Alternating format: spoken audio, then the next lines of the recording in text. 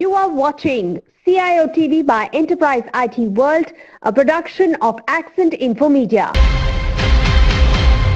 I have always followed one strategy, which is adaptation as a service. So you need to keep adapting to new situations and also existing situations.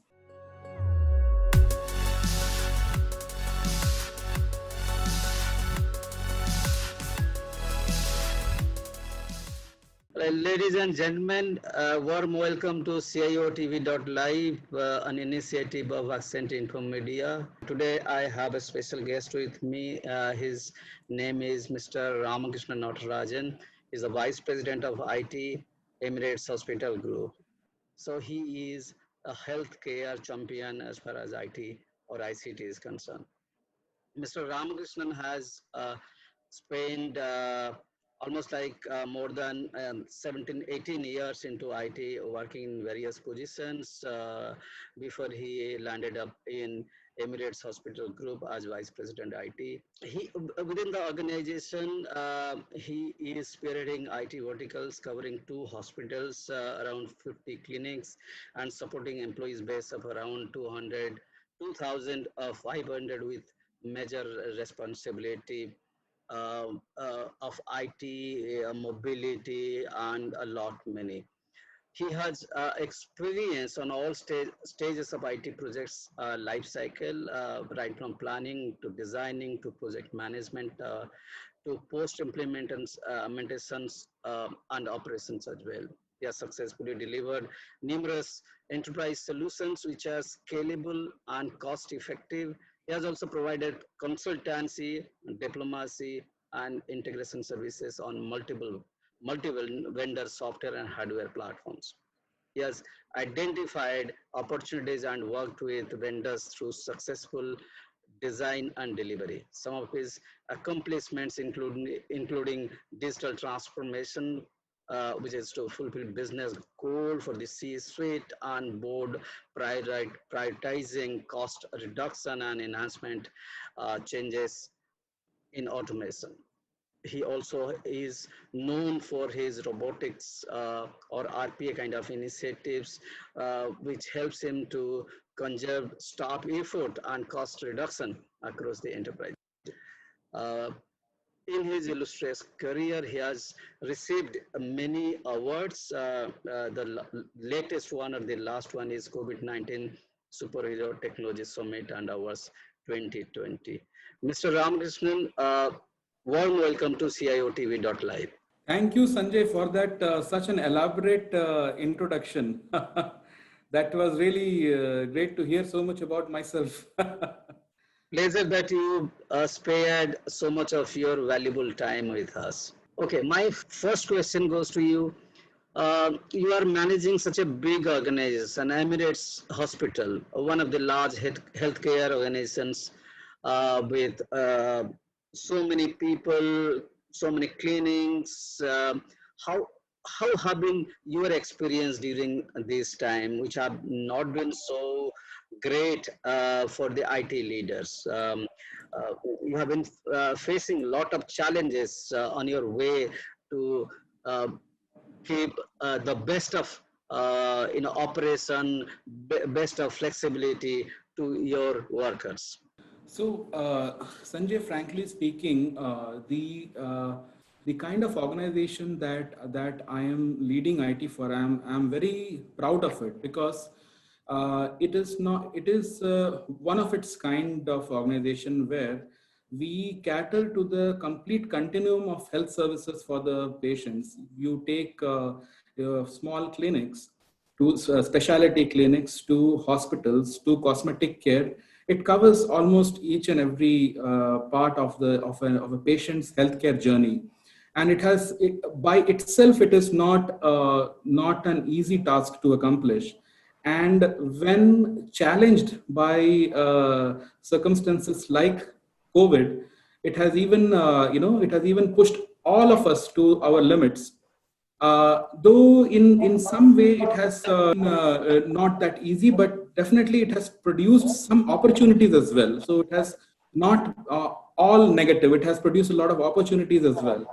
So I will, and I would like to tell a brief about my organization. Basically, here we are a kind of a cluster of heterogeneous group of clinics and pharmacies and hospital, including daycare, and even in the rehab arena, we have quite a presence here. So such a heterogeneous group, it's not easy for all to work on a single platform and collaborate with each other. So when this COVID struck, that became very difficult. That if you have to meet each other, you cannot, because there are restrictions in place.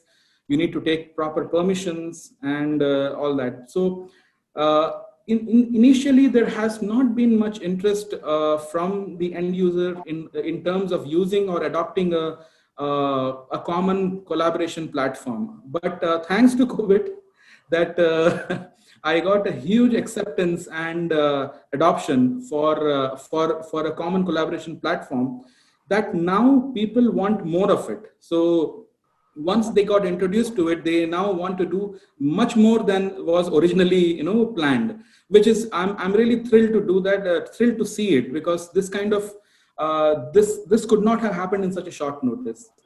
Second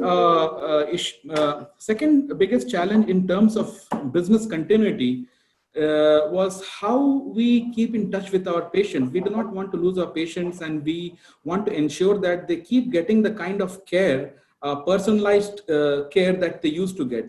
So many of the hospitals and clinics have already planned for such a eventuality, like telemedicine. However, they have not been adopted as much as it should have been. However, COVID again played a major role in that. It revolutionized the way the doctors think about the service. They really so it actually pushed us to make our telemedicine platform available within weeks, because we already had the plan and the infrastructure in place. All we had to do was put together everything and work with our partners in order to imbibe the telemedicine service in our existing HIS system.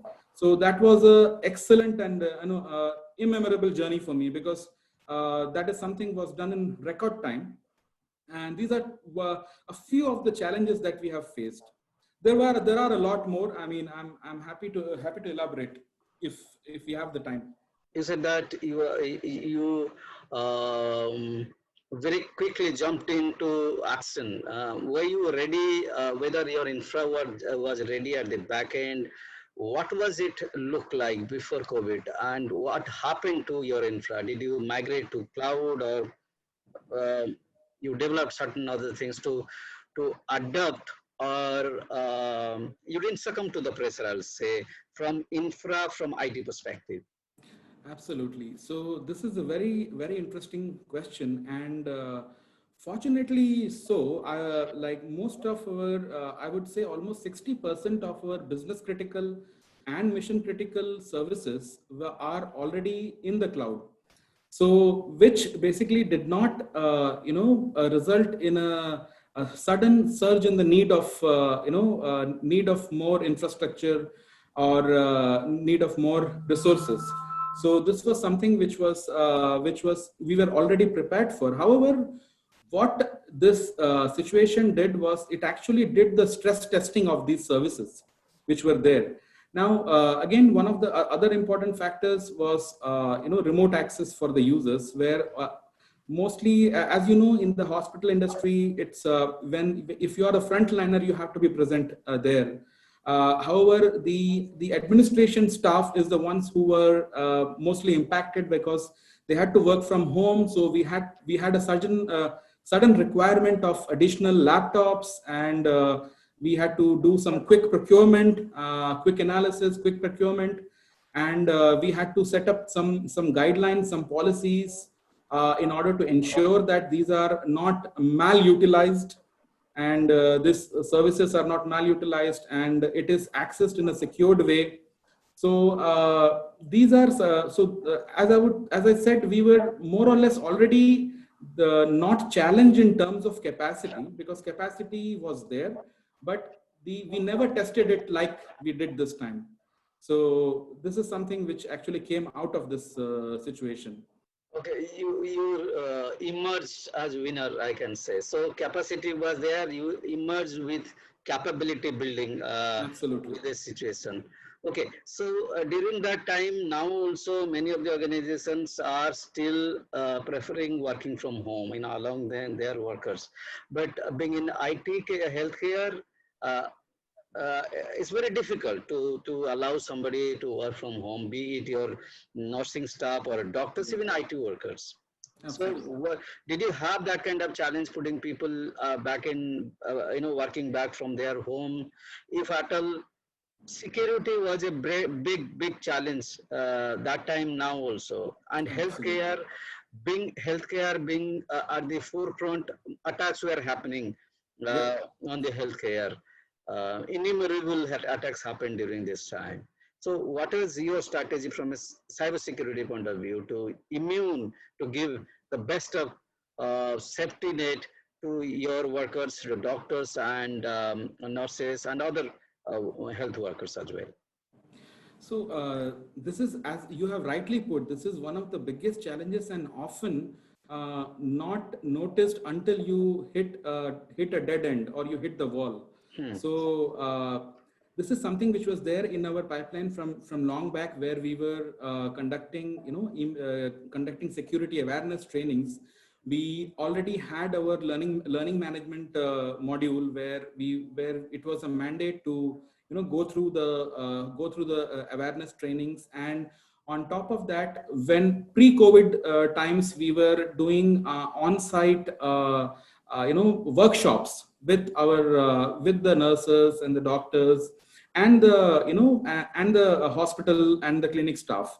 So that in one way really the awareness level in terms of the staff was already there. However, when this COVID happened, we took some quick measures where we ensured that we this is notched up a gear. So we basically increased the level of email security protection that we already had. We took it to the highest possible level, where we could do any kind of forensics, and along with automated email security awareness modules, where the emails will be sent out as if it is sent from a phishing email sender, and the users who actually clicked on the link were trained on the spot. So this is one of the very easiest way to for the hackers nowadays, is via people and via social engineering and manipulation. So this is something we gave utmost attention, and which actually paid off by grace of God. We never had even a single incident of malware entering into our premises. But as this is a continuous field where you cannot rest that you have completed it. You need to train your users non-stop. So this is something already working on, and we should be having it deployed very soon. Because there was news that endpoint which are scot free, which are not monitored, Yeah, people inside source can take pictures out of it and share absolutely. with your competition. Absolutely. To in order to say that help that situation not arrive and you don't face similar kind of problems, so need to have something. Glad to know Absolutely. that, yeah, glad to know that you are planning something No, on that this line. is basically it's on the top of our roadmap already, but I think there are certain things which have to be prioritized during these times. So that is one of the reasons we have not yet completed it yet. So, but it is already there in the roadmap, and should be completed very soon for us actually. Okay, data is a very important thing. Data is new oil, as everybody says. Yeah, Now, data backup or business continuity, yeah, both are complementary to each other. So, in order to back up in order to continue your business, to have a solid, foolproof business plan, backup is critical role, be it on-prem or on cloud as well. So what was your plan? What is the plan that you are doing right at this moment as far as BCP is concerned? So, in terms of BCP, we are, as I said, our 60% of the business critical and the mission critical solutions are already on the cloud. So, most of our these plans are already part of the SLA of the provider. So, however, there are still 40% of these which we need to manage. 40% of applications that are not that business critical or semi business critical or medium. So these are the applications where we are already having the complete backup strategy. And in terms of business continuity, we have like most of our hospital and our day surgery clinics are already JCI accredited. So we had to ensure that these kind of business continuity scenarios are already present and are also tested. So this is something we already have. We have state-of-the-art HIS systems which we use in our hospitals, which basically come pre-packed with these kind of facilities. So this is something that we are very much prepared actually. Okay. Mr. Ramakrishnan, these days, robotics process, automation, RPA, you are also doing a lots of things within this organization in Emirates healthcare. Are you planning something or you already have RPA on the back end? I'm asking you, and something around the customer facing interface, anything that you have implemented or planning to do that to eliminate that error that occurs when the human interference happens. Absolutely, Sanjay. See, I mean, RPA is something.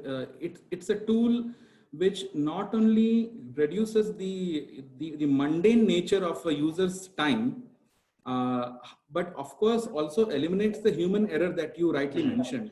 So this is something that I have been very much focused since I have joined this organization, and we have done quite a lot of case studies in the past year where we have, though the other departments, we got some reluctance in the adoption in the beginning, but however we however got it done. We did some POVs on that, and after the initial results, I have seen a huge interest develop from the various departments, and now like I've got the support of all the C-suite because they see the value in it, that how much time and cost it saves, which can be utilized in more creative opportunities. And this is something we have done in our revenue cycle management team, because they have been facing a lot of difficulties as I said, we are a heterogeneous organization and cursed with multiple softwares everywhere. So when the time comes to collect all the data in one place and then prepare a management information system report, that really takes up almost uh, you know uh, 10 to 15% of their monthly time. Right. So this is something that we work with them, and we have automated the whole process. And now I am starting to get requests for implementing the same and bringing up useful cases that can be automated from various departments, including procurement, operations, and the administration at the back, finance. So this is something which is people are taking it very positively in my organization, and they are now actually coming up with their own use cases, that where they need help and where they need support, where they need more automation. However, we have not yet reached the stage of a happy marriage between AI and RPA. We are yet to reach there. We are still have to work a lot towards that. But I think that is something that there is a concept that I am working on, is to have a single data lake for the entire organization with the right security and the right infrastructure. When that happens, I think this our business intelligence and AI journey along with RPA, will reach new heights. All right. So, any projects that you have in your mind coming quarters, maybe 2 quarters from now, Yeah, because you keep on evolving the situation, or they keep on true. evolving within the organization and the Right. IT thing. And these days, IT leaders are becoming business leaders. You are thinking in Absolutely. lines of the business. So you need to take smart moves, and you are taking also. So what are Yeah. your plans for next couple of quarters? See, in the next couple of quarters, what I look forward is to re-evaluate all the existing business processes, because what I have seen is people are tend not to give up the legacy way of working, which is not the right thing in when you want to digitize your business.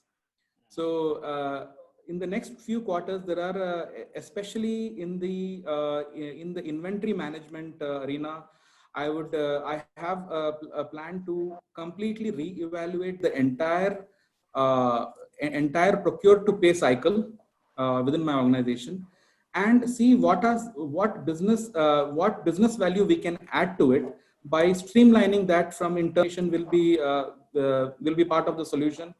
And in terms of integration with other softwares or other services, what needs to be done, which is not present today, that is not something which can be done in a day or two. It really requires a huge lot of effort from the business and IT as well. So there are a lot of plans in place, a lot of projects in place which we are already working on, and especially the seamless integration between your hospital information system and your inventory management solution is very important, because at the end of the day, uh, that is the accuracy that defines your revenue. So these are one of those plans that is there on the pipeline. Second is I have to really ensure that we get some reasonable results from the RPA activities that we are doing here, and show that to the management, so that we can invest more on this and get more senior resources who can actually add more value to it. So right now, whatever we are doing completely in-house. So this is one of this could be added, which is actually assisting us with this RPA process. Whatever we are doing it completely in-house. To be in terms with the cost containment and cost reduction factor as well. Okay. Anything around BI you are doing, business intelligence, you are getting loads of data every day. People are going to Yeah, websites and yeah, seeing what are your offerings, yeah, what are the timings about the doctors, about querying about their health yeah. condition, trying to match between the hospital facility, their optimism. Yeah. Are you doing something about that? Yeah. Showing data which can be a business outcome for you as well. Absolutely. So you must have seen that lately we have, it's not lately, it's been a year now, that we have actually collaborated with our partner called, I will not name the partner, but we have a partner who is working with us in terms of online booking, online chat, and even with telemedicine.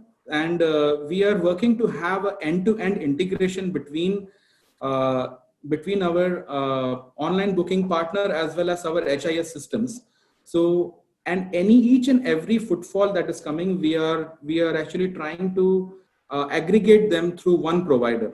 So hence, when you have everything coming from one provider, the visibility of that data becomes very important, and it straight away gives you that the kind of business intelligence that you need to plan your resources in terms of your hospitals, in terms of the specialities you need, in terms of what people are looking for. This is just one part of it. As I said, as in my long term plan, we plan to have a complete data lake on which all the data which is available in the whole enterprise will be poured in, formatted or unformatted. And on that, we will be running our AI engine that will, in fact, we will define the business logic and the use cases that will provide even much in-depth business intelligence than we have today. So, Right. So, okay, fair enough. Now the other question is that are the requirement, as the service capability of the hospitals increasing, and the HIS has to match with that also. What is the kind of growth? What is the kind of evolution are you seeing in HIS? Are you visualizing something very dramatic, something robust, or something intuitive? Gets into it, so that it becomes easier for you to adapt and put it into work. true. See, the HIS that we choose is the very, very important factor for a hospital's success and the adoption from the users. Right. So, very pertinent question you have asked there, actually. So, when we chose our HIS, we don't have a single HIS. We have multiple HIS around, but we have categorized that which HIS suits which business the best. So according to that category, we have strategized using this HIS for hospitals, wherein the entire core architecture of the HIS allows it to, in terms of scalability of resources as well as scalability of functions. So as it also has the capability to plug in any new module, because this is something which is being working for around the world, and any new developments that happens, we are definitely benefited from it. So in terms of AI assisted care, which is it's almost the thing, but not that much prevalent now, is something also we are already looking at. So where the radiologist and the doctors will be definitely assisted by the AI, but not, of course, the final verdict will always be of the physician. But already we have a lot of clinical pathways embedded in our HIS, which can assist the doctor in doing the right diagnosis. And there are a lot of new things which are actually coming up in the new version, because it's going to a new level altogether. You might have heard of like already the IBM's AI engine getting already, it is integrated with HIS provider called Epic. Okay, yeah. Something which is already there, and it's not that we are doing something new. This is already there in the market, and unfortunately, in UAE, the private players are always playing catch up. So the government entities go ahead, but the private are always playing catch up. But I think we'll be there very soon. All right.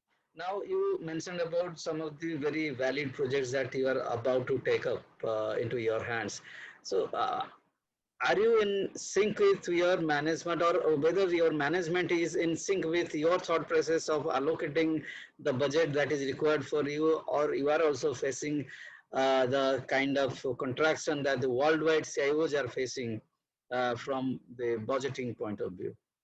Definitely, this is a challenge that even I am facing, and it is something which is very global right now. So there are a lot of challenges in getting the budget for things which you want to do. So, however, the way I take it, as you rightly said, that now IT leaders are not just IT leaders; they are business leaders as well. Absolutely. So we need to really think from the business perspective as well. So when these kind of projects are there, which were already planned, uh, what I do is I simply look at the value that it has, that it adds, and it's how important it is to implement it now, and what will be the cost impact, what will be the revenue impact of it, and you have to prioritize these. And when you prioritize these and you take it to the management with the ROI plan right in front of you, I think that is how I am helping my management to make the decisions in terms of IT. So this is very, I mean, broadly said, this is the strategy that I am adopting, because I cannot just go and implement something just because it was planned, because you have to have the situational awareness of what's happening. So what is important? There are certain things that needs to be done now, because if you do it later, you might lose a lot of revenue or a lot of cost in that process. So there are certain things you have to prioritize. All right. So, what is the kind of advice that you want to give or suggestion you want to give to the peer group within that region, even outside? Because tech is a language, spoken by all the IT leaders in a similar way. There is no disparity. There is not a different language at all. So definitely one thing that I will like to convey is that uh, I have always followed one strategy, which is adaptation as a service.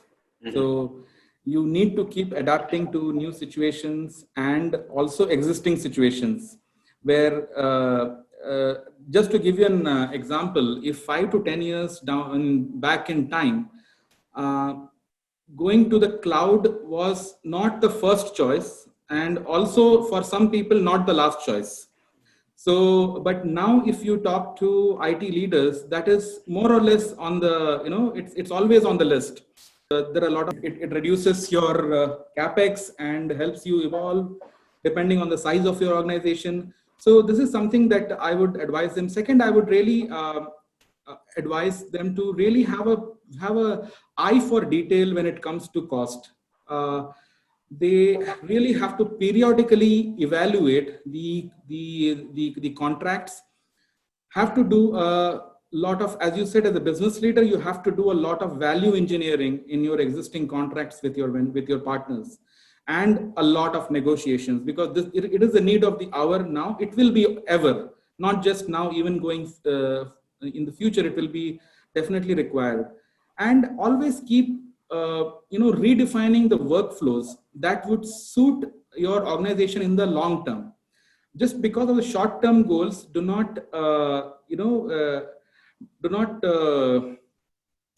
take what is there already. Just go ahead and think, if what will be in the benefit of the organization in the long term. So the redefining the workflows is very important.